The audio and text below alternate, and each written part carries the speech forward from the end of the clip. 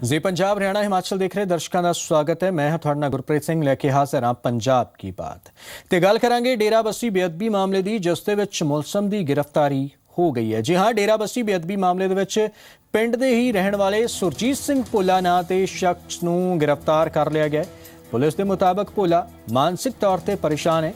कुछ वेले पहला उसकी भैन की मौत हो गई सी, जिस तो बाद वह परेशान रहने लगा ते इस सब दे लई ਉਹ ਰੱਬ ਨੂੰ ਜ਼ਿੰਮੇਵਾਰ ਮੰਨਦਾ ਹੈ। ਪੁਲਿਸ ਮੁਤਾਬਕ ਭੋਲਾ ਨੇ ਪਹਿਲਾਂ ਵੀ ਪਿੰਡ ਦੀ ਇੱਕ ਕੰਧ ਤੇ ਇਸ ਬਾਰੇ ਵਿੱਚ ਲਿਖਿਆ ਸੀਗਾ। ਅਸਲ 'ਚ ਡੇਰਾ ਬਸੀ ਦੇ ਪਿੰਡ ਦੇਵੀ ਨਗਰ 'ਚ ਬੇਅਦਬੀ ਦਾ ਮਾਮਲਾ ਸਾਹਮਣੇ ਆਇਆ ਸੀਗਾ, ਜਿੱਥੇ ਪਵਿੱਤਰ ਗ੍ਰੰਥ ਤੇ ਪੰਨਿਆਂ ਦੀ ਬੇਅਦਬੀ ਕੀਤੀ ਗਈ ਸੀ। ਪਿੰਡ 'ਚ ਭਾਰੀ ਗਿਣਤੀ 'ਚ ਪੁਲਿਸ ਮੁਲਾਜ਼ਮ ਤੈਨਾਤ ਕੀਤੇ ਗਏ ਸਨ ਤੇ ਸ਼ਾਮ ਹੁੰਦੇ ਹੁੰਦੇ ਹੁਣ ਪੁਲਿਸ ਦੇ ਵੱਲੋਂ ਮੁਲਜ਼ਮ ਦੀ ਗ੍ਰਿਫਤਾਰੀ ਕਰ ਲਈ ਗਈ ਹੈ। ਸੁਰਜੀਤ ਸਿੰਘ ਭੋਲਾ ਉਸ ਦਾ ਨਾਂ ਦੱਸਿਆ ਜਾ ਰਿਹਾ ਹੈ ਤੇ ਇਹ ਜੋ ਸ਼ੁਰੂਆਤੀ ਤੌਰ ਤੇ ਜਾਣਕਾਰੀ ਨਿਕਲ ਕੇ ਸਾਹਮਣੇ ਆਈ ਹੈ ਉਸ ਦੇ ਵਿੱਚ ਇਹੀ ਕਿਹਾ ਜਾ ਰਿਹਾ ਹੈ ਕਿ ਸੁਰਜੀਤ ਸਿੰਘ मानसिक तौर पर परेशान सीगा ते मानसिक परेशानी के चलते ही उसने इस घटना को अंजाम दिता। ਇਹਦੇ ਵਿੱਚ ਜਿਹੜਾ ਅਕਿਊਜ਼ਡ ਫੜ ਲਿਆ ਗਿਆ, ਜਿਹੜਾ ਸੁਰਜੀਤ ਸਿੰਘ ਏਲੀਅਸ ਭੋਲਾ, ਜਿਹੜਾ ਇਹ ਪਿੰਡ ਦਾ ਹੀ ਵਸਨੀਕ ਹੈ, ਕਰੀਬ ਉਮਰ 27 ਸਾਲ ਦੀ ਉਮਰ ਹੈ। ਇਹਨੇ ਜਿਹੜਾ ਇਹ ਕੀਤਾ ਹੈ, ਇਹ ਥੋੜਾ ਜਿਹਾ ਦਿਮਾਗੀ ਤੌਰ ਤੇ ਵੀ ਇਹਦਾ ਜਿਹੜਾ ਟ੍ਰੀਟਮੈਂਟ ਚੱਲਦਾ, ਜਿਹੜਾ ਧਰਮਪੁਰ ਤੋਂ ਡਿਸਟ੍ਰਿਕਟ ਸੋਲਨ ਤੋਂ, ਜਿਹੜਾ ਮੈਂਟਲੀ ਇਹਨੂੰ ਬਹੁਤ ਜ਼ਿਆਦਾ ਜਿਹੜਾ ਇਹ ਅਗਰੈਸਿਵ ਹੋ ਜਾਂਦਾ, ਹਾਈਪਰਟੈਂਸ਼ਨ ਹੋ ਕੇ, ਤਾਂ ਇਹਨੇ ਜਿਹੜਾ ਆਪਣਾ ਕਨਫੈਸ਼ਨ ਕੀਤਾ ਵੀ ਮੈਂ ਜਿਹੜੀ ਸਾਰੀ ਆ ਕੀਤੀ ਹੈ ਤੇ ਉਹਦੇ ਮੁਤਾਬਿਕ ਜਿਹੜਾ ਉਹਦੀ ਉਹਨੂੰ ਅਰੈਸਟ ਪਾ ਲਈ ਗਈ। ਤੇ ਹੁਣ ਗੱਲ ਕਰਾਂਗੇ ਵਿਦੇਸ਼ਾਂ 'ਚ ਭਾਰਤੀਆਂ ਤੇ ਹੁੰਦੇ ਨਸਲੀ ਹਮਲਿਆਂ ਦੀ। ਜੀ ਹਾਂ, ਅਮਰੀਕਾ ਦੇ ਸਿਐਟਲ ਦੇ ਵਿੱਚ ਇੱਕ ਸ਼ਖਸ ਨੂੰ ਗੋਲੀ ਮਾਰੀ ਗਈ ਹੈ। ਹਮਲਾਵਰ ਨੇ ਪਹਿਲਾਂ ਉਸ ਨੂੰ ਕਿਹਾ ਕਿ ਸਾਡੇ ਦੇਸ਼ ਤੋਂ ਨਿਕਲ ਜਾਓ ਅਤੇ ਫਿਰ ਉਸ ਤੇ ਗੋਲੀ ਚਲਾ ਦਿੱਤੀ। ਸਿੱਖ ਨੌਜਵਾਨ ਦੀ ਹਾਲਤ ਗੰਭੀਰ ਬਣੀ ਹੋਈ ਹੈ। ਉੱਥੇ ਇਸ ਤੋਂ ਪਹਿਲਾਂ ਅਮਰੀਕਾ ਦੇ ਸਾਊਥ ਕੈਰੋਲੀਨਾ ਦੇ ਵਿੱਚ ਰਹਿਣ ਵਾਲੇ ਹਰਨੀਸ਼ ਪਟੇਲ ਨੂੰ ਘਰ ਤੋਂ ਬਾਹਰ ਗੋਲੀ ਮਾਰ ਦਿੱਤੀ ਗਈ ਸੀ। ਸੋ ਬੀਤੇ ਕੁਝ ਦਿਨਾਂ ਦੇ ਦੌਰਾਨ ਇਹ ਤੀਸਰੀ ਅਜਿਹੀ ਨਸਲੀ ਘਟਨਾ ਹੈ ਜਿਸ ਦੇ ਵਿੱਚ ਭਾਰਤੀਆਂ ਨੂੰ ਨਿਸ਼ਾਨਾ ਬਣਾਇਆ ਗਿਆ।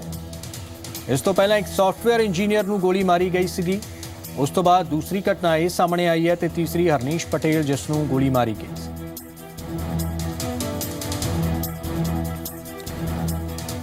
अमरीका सिख नौजवान ते होए नस्ली हमले नूं लैके विदेश मंत्री सुषमा स्वराज ने ट्वीट करके दुख जाहिर किया है। सुषमा स्वराज ने ट्वीट करके दस्सिया कि उन्होंने पीड़ित के पिता नाल गलबात करके उसका हाल जाणिया। इस दे नाल ही उन्होंने इस पूरे घटनाक्रम नूं मंदभागा करार दिता। सो विदेश मंत्री सुषमा स्वराज ने ट्वीट करके जिथे पीड़ित का हाल चाल जाणिया, उसके पिता दे नाल गलबात की, उसके बारे च उन्होंने जानकारी दी ते नाल ही उन्होंने दस्सिया कि जो ये हमला है उसकी उन्होंने निंदा की है। इस पूरे घटनाक्रम से उन्होंने दुख जाहिर किया।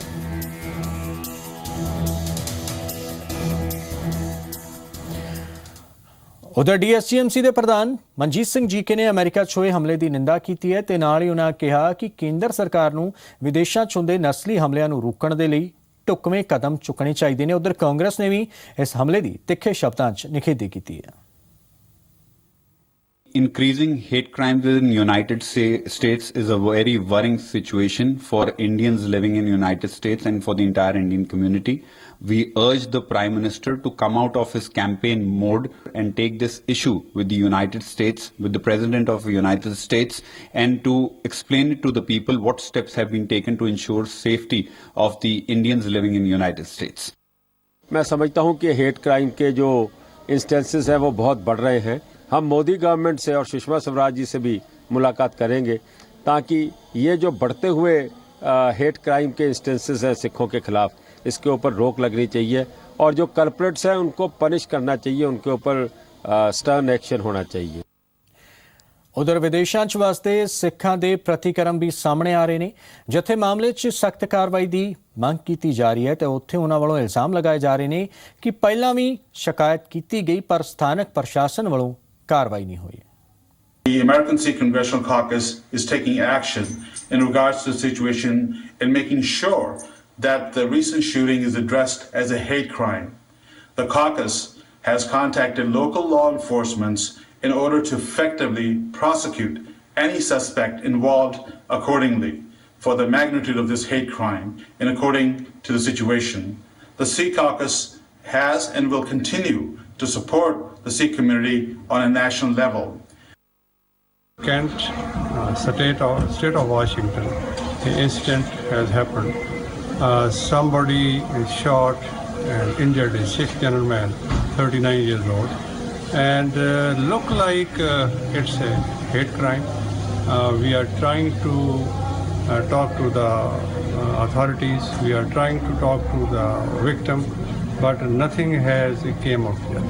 We are trying to run another awareness campaign, so the people should know who we are, how we look like, and because seeing the environment, community is really concerned. ਤੇ ਹੁਣ ਗੱਲ ਚੋਣਾਂ ਦੇ ਨਾਲ ਜੁੜੀ ਹੋਈ 11 ਮਾਰਚ ਨੂੰ ਹੋਣ ਵਾਲੀ ਕਾਊਂਟਿੰਗ ਤੇ ਚੋਣ ਕਮਿਸ਼ਨ ਨੇ ਫੁੱਲ ਪ੍ਰੂਫ ਸਿਕਿਉਰਿਟੀ ਦਾ ਹੁਕਮ ਦਿੱਤਾ ਹੈ। ਇਸ ਦੇ ਨਾਲ ਹੀ 7 ਮਾਰਚ ਤੋਂ ਸੁਰੱਖਿਆ ਦੇ ਹਰ ਤਰ੍ਹਾਂ ਦੇ ਪੈਰਾਮੀਟਰ ਪੂਰੇ ਕਰਨ ਦੇ ਹੁਕਮ ਦਿੱਤੇ ਗਏ ਨੇ। ਕਮਿਸ਼ਨ ਨੇ ਇਹ ਹੁਕਮ ਚੋਣਾਂ ਵਾਲੇ 5 ਸੂਬਿਆਂ ਯਾਨੀ ਕਿ ਪੰਜਾਬ, ਉੱਤਰਾਖੰਡ, ਉੱਤਰ ਪ੍ਰਦੇਸ਼, ਗੋਆ ਅਤੇ ਮਣੀਪੁਰ ਦੇ ਲਈ ਜਾਰੀ ਕੀਤੇ ਨੇ। ਸੀਈਸੀ ਨੇ ਆਪਣੇ ਅਫਸਰਾਂ ਤੋਂ ਸੁਰੱਖਿਆ ਦੇ ਮੱਦੇਨਜ਼ਰ ਕਈ ਵਾਰ ਵੀਡੀਓ ਕਾਨਫਰੰਸਿੰਗ ਤੇ ਵੀ ਗੱਲਬਾਤ ਕੀਤੀ ਹੈ ਤੇ ਪੂਰੇ ਦੇਸ਼ ਵਿੱਚ ਤੁਹਾਨੂੰ ਦੱਸ ਦਈਏ ਕਿ 157 ਕਾਊਂਟਿੰਗ ਕੇਂਦਰ ਬਣਾਏ ਗਏ ਨੇ 5 ਸੂਬਿਆਂ ਦੇ ਵਿੱਚ ਜਿੱਥੇ ਚੋਣਾਂ ਹੋਈਆਂ ਨੇ, ਜਦਕਿ ਪੰਜਾਬ ਦੇ ਵਿੱਚ 53 ਕੇਂਦਰ ਨੇ। ਇਸ ਦੇ ਨਾਲ ਹੀ ਚੋਣ ਕਮਿਸ਼ਨ ਨੇ ਸਾਰੀਆਂ ਸਿਆਸੀ ਪਾਰਟੀਆਂ ਅਤੇ ਉਮੀਦਵਾਰਾਂ ਤੋਂ ਸੁਰੱਖਿਆ ਤੇ ਰਾਏ ਲਈ ਹੈ। ਕਮਿਸ਼ਨ ਨੇ ਸੁਰੱਖਿਆ ਦੇ ਲਈ ਕਈ ਤਰ੍ਹਾਂ ਦੇ ਦਿਸ਼ਾ ਨਿਰਦੇਸ਼ ਵੀ ਜਾਰੀ ਕੀਤੇ ਨੇ।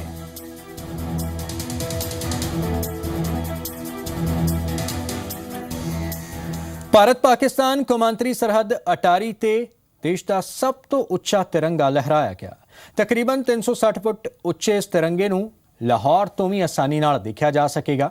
ਅੱਜ ਬਾਅਦ ਦੁਪਹਿਰ 2 ਵਜੇ ਇੱਕ ਪ੍ਰਬੰਧ ਦੇ ਦੌਰਾਨ ਇਸ ਤਿਰੰਗੇ ਨੂੰ ਫਹਿਰਾ ਕੇ ਦੇਸ਼ ਵਾਸੀਆਂ ਨੂੰ ਸਮਰਪਿਤ ਕਰ ਦਿੱਤਾ ਗਿਆ। ਉਧਰ ਚੰਡੀਗੜ੍ਹ 'ਚ ਜੈਪਨੀਜ਼ ਗਾਰਡਨ 'ਚ 101 ਫੁੱਟ ਉੱਚਾ ਤਿਰੰਗਾ ਲਹਿਰਾਇਆ ਗਿਆ। ਚੰਡੀਗੜ੍ਹ ਦੀ MP ਕਿਰਨ ਖੇਰ, ਮੇਅਰ ਆਇਸ਼ਾ ਜੈਸਵਾਲ ਸਣੇ ਇਲਾਕੇ ਦੇ ਕਈ ਹੋਰ ਮੋਤਬਰ ਲੋਕ ਇੱਥੇ ਮੌਜੂਦ ਰਹੇ। 2 ਤਸਵੀਰਾਂ ਨੇ ਅੰਮ੍ਰਿਤਸਰ ਅਤੇ ਚੰਡੀਗੜ੍ਹ ਦੀਆਂ। ਅੰਮ੍ਰਿਤਸਰ ਦੇ ਵਿੱਚ 360 ਫੁੱਟ ਉੱਚਾ ਤਿਰੰਗਾ ਲਹਿਰਾਇਆ ਗਿਆ ਤਾਂ ਚੰਡੀਗੜ੍ਹ ਦੇ ਵਿੱਚ 101 ਫੁੱਟ ਉੱਚਾ ਤਿਰੰਗਾ ਲਹਿਰਾਇਆ ਗਿਆ।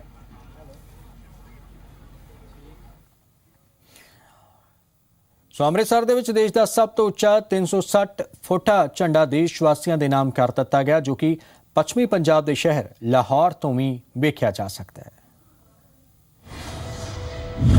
ਭਾਰਤ ਪਾਕ ਸੜਕ ਸਰਹੱਦ ਅਟਾਰੀ ਦੇ ਉੱਤੇ ਅੱਜ 350 ਫੁੱਟ ਉੱਚਾ ਤਿਰੰਗਾ ਲਹਿਰਾਇਆ ਗਿਆ। ਤੁਸੀਂ ਦੇਖ ਸਕਦੇ ਹੋ ਕਿ ਇਸ तिरंगे की जी ऊंचाई है करीब 360 फीट ऊंचाई है और काफी शान दे नाल लहरा रहा है और दावा किया जा रहा है कि तिरंगा जड़ा लाहौर तो भी देखा जा सकेगा। जे भारत की गल करिए तो जदों अटारी रोड ते असीं चढ़ते हैं बार्डर वाल आ रहे हैं तो उस टाइम करीब 10 तो 12 किलोमीटर दूरी तो ही तिरंगा जड़ा दूर तो ही नजर आना शुरू हो जाता है। सैलानी जड़े ने दूर तो ही उन्होंने पता लग जाता कि असीं बॉर्डर के कोल पहुंच रहे हैं। पाकिस्तान और भारत का जिहड़ा बॉर्डर अटारी सड़क उहदे कोल पहुंच रहे रीट्रीट सैरामनी देखने वाले जे सैलानियों की गल की जाए तो भारी गिनती के इत्थे सैलानी जड़े ने वो इत्थे रीट्रीट सैरामनी वेखण आते हैं और काफी जड़ा देश भगती की जिहड़ी भावना उन्हां दे विच इत्थे पाई जाती है। जदों रीट्रीट सैरामनी इत्थों देख के जाते हैं काफी भावुक जड़े ने वो देश भगती दे विच भावुक दिखाई देते हैं और जे लोकां दी गल की जाए सैलानी जड़े इत्थे आते हैं उन्हां दा भी यह मनना है कि जिहड़ा तिरंगा इत्थे लहरा रहा उहदे नाल साडी देश भगती की भावना होर ज्यादा वधेगी। राजन गोसाई, जी मीडिया, अमृतसर। जी हाँ, अमृतसर ते तिरंगे की तस्वीर तुसी देखी। हुण तुहानूं चंडीगढ़ ते 101 फुट उच्चे तिरंगे की तस्वीर दिखाउने हैं जिसका जायजा लिया साडे सहयोगी रविंदर सिंह ने। ਚੰਡੀਗੜ੍ਹ ਸੈਕਟਰ 31 ਦੇ ਵਿੱਚ ਸਥਿਤ ਜੈਪਨੀਜ਼ ਗਾਰਡਨ ਦੇ ਵਿੱਚ ਅੱਜ 101 ਫੀਟ ਉੱਚਾ ਜੋ ਰਾਸ਼ਟਰੀ ਝੰਡਾ ਫਹਿਰਾਇਆ ਗਿਆ। ਚੰਡੀਗੜ੍ਹ ਦੀ MP ਕਿਰਨ ਖੇਰ ਦੁਆਰਾ ਇਹ ਝੰਡਾ ਫਹਿਰਾਇਆ ਗਿਆ ਤੇ ਇਸ ਪ੍ਰੋਗਰਾਮ ਦੌਰਾਨ ਚੰਡੀਗੜ੍ਹ ਦੀ ਮੇਅਰ ਆਸਾ ਜਸਵਾਲ ਮੌਜੂਦ ਰਹੇ। ਇਸ ਤੋਂ ਇਲਾਵਾ ਜੋ ਚੰਡੀਗੜ੍ਹ ਦੇ MC ਜੋ ਮੌਜੂਦ ਰਹੇ, ਪੰਜਾਬ ਪੁਲਿਸ ਦੇ ਜੋ ਬੈਂਡ ਦੁਆਰਾ ਜੋ ਸਲਾਮੀ ਕੀਤੀ ਗਈ। ਇਸ ਤੋਂ ਇਲਾਵਾ ਅਗਰ ਗੱਲ ਕਰੀਏ ਤਾਂ ਫਾਇਰ ਐਂਡ ਐਮਰਜੈਂਸੀ ਸਰਵਿਸਿਜ਼ ਦੀ ਤਰਫ ਤੋਂ ਗਾਰਡ ਆਫ ਆਨਰ ਦਿੱਤਾ ਗਿਆ। ਪ੍ਰਾਈਡ ऑर्नामेंट का अज इस पूरे प्रोग्राम के दौरान उद्घाटन किया गया और बिगल बजाया गया जो कि 2.5 मिनट तक बजता रहा तो राष्ट्रीय गान गाया गया। तो देख सकते हो कि तस्वीर जिस तरह नाल जो इस पूरे प्रोग्राम के विच जो चंडीगढ़ के MP चंडीगढ़ की मेयर शामिल रहे। हम सभी के लिए प्रशंसा के पात्र बधाई के पात्र जिन्होंने सो चंडीगढ़ की जैपनीज़ गार्डन दे विच 101 फुट उच्चा तिरंगा फहराया गया। उद्घाटन MP किरण खेर ने किया। किरण खेर ने इस तिरंगे नूं उन्हां लोकां नूं जवाब दस्सिया जो देश विरोधी रुख अख्तियार करते हैं। पंजाब यूनिवर्सिटी विच सैमीनार च भाग लैण वाली सीमा आज़ाद नूं राष्ट्रवाद ते उन्हां ने ओपन चैलेंज भी कर दिता। आज जो तिरंगा चढ़ाया उसके बहुत अच्छा जवाब दिया देवेश मौडगिल ने ऐसे लोगों को, और मेरे को बहुत खुश हूँ, बहुत गर्व है कि चंडीगढ़ में इस सेक्टर में ये झंडा चढ़ा है। बहुत सारे एक्स सर्विसमैन रहते हैं इस सेक्टर में और पूरे शहर में, तो बहुत ज़रूरी है हमारे शहर में ये झंडा होना। And it's so beautiful, I am so proud. अगर उसमें दम था तो जैसी दिखती थी वैसी आती। मैं तो ओपन चैलेंज करती हूँ, मेरे साथ डिबेट कर लें आकर यूनिवर्सिटी में किसी दिन भी, अपनी नेशनलिज्म पे और एंटी नेशनलिज्म पे डिबेट कर लें। दुख की बात है इस देश में नेशनलिज्म को मुद्दा बनाया जा रहा है। नेशनलिज्म तो हमारा जन्म सिद्ध अधिकार है। रुख अगली खबर ਦਾ ਕਰਦੇ ਹਾਂ, ਚੂੰਕਿ ਹਰਿਆਣਾ ਤੋਂ ਹੈ। ਹਰਿਆਣਾ ਦੇ ਵਿੱਚ ਦੇਸੀ ਅਤੇ ਅੰਗਰੇਜ਼ੀ ਸ਼ਰਾਬ ਮਹਿੰਗੀ ਹੋ ਗਈ ਹੈ। ਇਸ ਦੇ ਨਾਲ ਹੀ 185 ਪੰਚਾਇਤਾਂ ਦੇ ਵਿੱਚ ਸ਼ਰਾਬਬੰਦੀ ਲਾਗੂ ਕੀਤੀ ਗਈ ਹੈ। ਇਹ ਐਲਾਨ ਸੂਬੇ ਦੀ ਨਵੀਂ ਆਬਕਾਰੀ ਨੀਤੀ ਦੇ ਤਹਿਤ ਹੋਇਆ ਹੈ। ਸਰਕਾਰ ਨੂੰ ਵਿਦੇਸ਼ੀ ਸ਼ਰਾਬ ਵਿਕਰੀ ਤੋਂ 100 ਕਰੋੜ ਰੁਪਏ ਦਾ ਮਾਲੀਆ ਮਿਲਣ ਦੀ ਉਮੀਦ ਹੈ। ਇਸ ਦੇ ਨਾਲ ਹੀ ਸ਼ਰਾਬ ਦੇ ਕੋਟੇ ਦੇ ਵਿੱਚ ਬਦਲਾਅ ਨਹੀਂ ਕੀਤਾ ਗਿਆ। ਸਰਵਉੱਚ ਅਦਾਲਤ ਦੇ ਹੁਕਮਾਂ ਦੇ ਤਹਿਤ ਕੌਮੀ ਸ਼ਾਹਰਾਹ ਅਤੇ ਸੂਬਾਈ ਸ਼ਾਹਰਾਹ ਦੇ ਦੋਹਾਂ ਪਾਸੇ 500 ਮੀਟਰ ਤੱਕ ਸ਼ਰਾਬ ਦੀ ਸੇਲ ਦੀ ਇਜਾਜ਼ਤ ਨਹੀਂ ਹੋਵੇਗੀ। सूबे विच रिटेल आउटलेट की गिणती नूं वध तों वध जो है वो 3500 किया गया। जैसा कि आप जानते हैं, हमने पहले भी पॉस मशीन का प्रावधान करने का सब ठेकों पर निर्देश दिया। साथ ही साथ 1000 रुपये से ऊपर की शराब कोई खरीदता है तो उसका बिल काटना होगा, और किसी भी ठेके पर 1000 से नीचे की शराब कोई खरीदता है, कम की शराब खरीदता है, लेकिन कस्टमर ये चाहता है कि वो बिल उसको मिले, तो उस दुकानदार को वो बिल देना होगा। हरियाणा प्रदेश में एक बड़ा महत्वपूर्ण निर्णय है ये कि ईटीसी ने अपना अधिकारों का उपयोग करते हुए जो अपना निर्णय दिया है, पिछले साल 5 पंचायतों में ये शराब की बिक्री पर रोक लगाई हुई थी, उसको बढ़ा करके इस बार 185 ग्राम पंचायतों में अब शराब की बिक्री पर ग्राम पंचायतों के अनुरोध को तय प्रक्रिया के तहत ईटीसी महोदय ने रोक लगाने का निर्णय किया है। तो 185 ग्राम पंचायतों में इस बार शराब के ठेके नहीं खुलेंगे। सो हरियाणा दे विच मालिया वधाउण दी गल कीती जा रही है, योजना लिखी गई है। तो गल करांगे पंजाब यूनिवर्सिटी की, जो कि माली तंगी तो जूझ रही है। जी हाँ, चंडीगढ़ की पंजाब यूनिवर्सिटी लंबे वेले तो आर्थिक तंगी दे नाल जूझ रही है। नतीजा यह है कि पीयू प्रशासन के कोल टीचिंग स्टाफ नूं सैलरी देण दे लई पैसे ही नहीं ने। पंजाब यूनिवर्सिटी पिछले लंबे समय तो वित्तीय संकट नाल जूझ रही है। आलम यह है कि देश के प्रमुख यूनिवर्सिटियों आने वाली पंजाब यूनिवर्सिटी को अपने स्टाफ नूं देण लई भी पैसा नहीं है। हाईकोर्ट के हुक्मां तो बाद यूजीसी वालों यूनिवर्सिटी नूं 300 करोड़ सैंक्शन दा कीता गया, पर अजे तक रिलीज़ नहीं होया, जिस कारण वित्तीय संकट अज ज्यों दा त्यों बनिया होया है। पीयू के रजिस्ट्रार गुलजीत सिंह चड्डा मुताबक यूनिवर्सिटी कोल जिन्ना पैसा सी उस हिसाब नाल नॉन टीचिंग स्टाफ नूं तनख्वाह तां दे दित्ती गई, पर टीचिंग स्टाफ नूं तनख्वाह देना अजे बाकी है। ते नाल ही उन्होंने कहा कि उन्हां नूं उम्मीद है कि यूजीसी वालों जल्द ही फंड रिलीज़ कर दिते जाणगे। ऑन इट्स ओन मोशन हमने नहीं डायरेक्ट किया, बट कोर्ट ने इस चीज़ को नोटिस लिया और उन्होंने डायरेक्शन दी थी कि भाई 30 करोड़ वो उन्होंने हमें यूनिवर्सिटी को देना था। वो 19 फरवरी तक का टाइम था कि तब तक हमें मिल जाना चाहिए था, हमें नहीं मिला। तो मैं यूजीसी भी गया और मैंने वहाँ से पता करने की कोशिश करी कि हमें कब तक मिल पाएगा, लेकिन मेरे को क्लियरिटी नहीं मिली, क्लियर डायरेक्शंस नहीं मिले कि वो रिलीज़ कर रहे हैं। तो 1 मार्च को हमें रिलीज़ करना था, हमारे पास सफिशेंट बैलेंस नहीं था कि हम सबको सैलरी दे दें। तो पंजाब यूनिवर्सिटी ने हमने डिसाइड किया कि जो हमारे सी क्लास और बी क्लास के एम्प्लॉयज़ हैं और जूनियर लेवल के एम्प्लॉयज़ हैं, इनकी सबकी तनख्वाह रिलीज़ कर दें। उतना पैसा हमारे पास था और बाकियों की तनख्वाह हमने अभी होल्ड पे रखी है, ऑल टीचर्स और senior officers of the university. उत्थे यूनिवर्सिटी प्रशासन ने क्लास बी ते सी के कर्मचारियों को तनख्वाह दे दी है ताकि उन्होंने परिवार का गुजारा आसानी नाल चल सके ते यूनिवर्सिटी का काम भी बिना रुकावट हुंदा रहे। नॉन टीचिंग स्टाफ को उनकी सैलरी मिल गई है जी इस महीने, बड़ी मुश्किल से, क्योंकि 20-22 करोड़ रुपया यूनिवर्सिटी के पास बचा था। वो नॉन टीचिंग को उन्होंने दे दिया, क्योंकि अभी एडमिशन्स भी हैं, फिर आगे सेमेस्टर सिस्टम भी स्टार्ट हो रहा है 2 मई से, तो वो सारा काम करने के लिए मैन पावर तो चाहिए ना जी। तो उनको सैलरी तो देनी है, चाहे वो डेली वेजर है, चाहे कोई सुपरिटेंडेंट है, चाहे A क्लास है, चाहे B क्लास है, उनको सैलरी दी है। टीचर्स को अभी सैलरी नहीं मिली। ਨਾਲ ਹੀ ਪੰਜਾਬ ਯੂਨੀਵਰਸਿਟੀ ਦੇ ਟੀਚਰ ਪ੍ਰੋਮਿਲਾ ਪਾਠਕ ਨੇ ਕਿਹਾ ਕਿ ਇਸ ਮੁਸ਼ਕਲ ਦੀ ਘੜੀ ਟੀਚਿੰਗ ਸਟਾਫ ਯੂਨੀਵਰਸਿਟੀ ਪ੍ਰਸ਼ਾਸਨ ਦੇ ਨਾਲ ਹੈ ਤੇ ਉਹਨਾਂ ਨੂੰ ਉਮੀਦ ਹੈ ਕਿ ਜਲਦ ਹੀ ਉਹਨਾਂ ਦੀਆਂ ਤਨਖਾਹਾਂ ਦੇ ਦਿੱਤੀਆਂ ਜਾਣਗੀਆਂ, ਪਰ ਜੇ ਉਹਨਾਂ ਦੀ ਸੈਲਰੀ 'ਚ ਦੇਰੀ ਹੁੰਦੀ ਹੈ ਤਾਂ ਉਹ ਧਰਨੇ ਤੇ ਬੈਠਣਗੇ। ये हम कंसर्न हैं, सारे टीचर्स कंसर्न हैं, सैलरीज के लिए तो कंसर्न हैं, उसके साथ साथ हम फाइनेंशियल क्राइसिस के लिए भी कंसर्न हैं, और हम पूरे टीचर्स से अपील है हमारी, हम एक्टिव सपोर्ट करें और अपनी कोऑपरेशन दें यूनिवर्सिटी को भी इस क्राइसिस से आने की बाहर। बट हमने उसके लिए एक रिप्रेजेंटेशन दी अपने वाइस चांसलर साहब को कि हमारी जो टीचर्स की सैलरी है, जो हायर ऑफिशियल्स की सैलरी है, इसको जल्दी से जल्दी रिलीज़ किया जाए। अगर नहीं मिलती है तो मैम हम प्रोटेस्ट करेंगे, रैलीज करेंगे, और उसके बाद भी नहीं हुआ तो हम धरने पे बैठेंगे। ਬਹਿਰਾਲ ਯੂਨੀਵਰਸਿਟੀ ਪ੍ਰਸ਼ਾਸਨ ਟੀਚਿੰਗ ਸਟਾਫ ਨੂੰ ਤਨਖਾਹਾਂ ਦੇਣ ਲਈ UGC ਫੰਡਸ ਤੇ ਐਗਜ਼ਾਮੀਨੇਸ਼ਨ ਫੀਸ ਤੋਂ ਹੋਣ ਵਾਲੀ ਇਨਕਮ ਤੋਂ ਉਮੀਦ ਲਗਾਈ ਬੈਠਾ ਹੈ। ਹੁਣ ਦੇਖਣਾ ਇਹ ਹੋਵੇਗਾ ਕਿ ਯੂਨੀਵਰਸਿਟੀ ਸਟਾਫ ਨੂੰ ਉਹਨਾਂ ਦੀਆਂ ਤਨਖਾਹਾਂ ਆਖਿਰ ਕਦੋਂ ਤੱਕ ਦਿੱਤੀਆਂ ਜਾਣਗੀਆਂ। ਨਿਤਿਕਾ ਮਹੇਸ਼ਵਰੀ, ਜੀ ਮੀਡੀਆ, ਚੰਡੀਗੜ੍ਹ।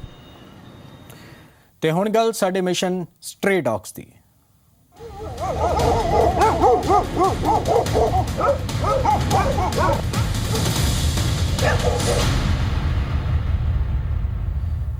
जी हाँ, अज असीं तुहानूं अपने मिशन स्ट्रे डॉग्स के तहत गुरुग्राम के मानेसर लैके चलते हैं, जिथे एक छोटी जी मासूम बच्ची एक कुत्ते का शिकार हो गई। बच्ची की हालत इन्नी गंभीर है कि उसकी प्लास्टिक सर्जरी करनी पै रही है। उत्थे परिवार वालियां ने कुत्ते के मालक के खिलाफ मामला दर्ज करवा दिता है, जो कि फरार दस्सिया जा रहा है। 9 साल की यह बच्ची अपनी दादी के नाल खेड रही सी, पर अचानक एक कुत्ता लोहे की जाली टप के आया ते इस मासूम बच्ची ते हमला कर दिता। मामला मानेसर ते बागनक्की पिंड दा है। कुत्ते दा हमला इन्ना जोरदार सी कि मासूम बच्ची दियां चीखां निकल गईयां ते अफड़ा तफड़ी च बच्ची नूं हस्पताल च भर्ती करवाया गया, जिथे उसका इलाज चल रहा है। तो एकदम अचानक से उतार के पास से कुत्ता आया और उसने इसको यहाँ से पकड़ लिया। तो वहाँ पे जो मेरे घर वाले और थे, मैं तो नहीं था, घर वाले थे, उन्होंने करीब 5-7 मिनट बाद उसको देखा, बच्चे को बुरी तरह जख्मी कर दिया। बच्ची की हालत इन्नी गंभीर है कि उसकी प्लास्टिक सर्जरी करनी पई। स्थिति अभी बिल्कुल काबू में है, बच्ची अच्छा प्रोग्रेस कर रही है और सेकेंड स्टेज जो उनकी सर्जरी है, ताकि जो बचा हुआ डिफेक्ट है उसको कवर करने का प्लान है, जो अगले 2-3 दिन में हम प्लान करेंगे। इस पीड़ित बच्ची के पिता की शिकायत ते पुलिस ने कुत्ते के मालिक के खिलाफ मामला दर्ज कर जांच शुरू कर दी है। कुत्ते का मालिक है राकेश, उसकी तलाश की जा रही है। उसने और भी 4-5 कुत्ते पाल रखे हुए हैं। बच्ची नूं जिस कुत्ते ने कट्टिया है वो राट वैलव प्रजाति का है। राट वैलव प्रजाति के कुत्ते शक्तिशाली होने के नाल बहुत ही जल्दी किसी नूं वड्डण च माहिर हुंदे ने। फिलहाल कुत्ते का मालिक फरार चल रहा है। पुलिस मुलजम की भाल च जुटी हुई है, लेकिन सवाल यह है कि इस बच्ची का की होवेगा।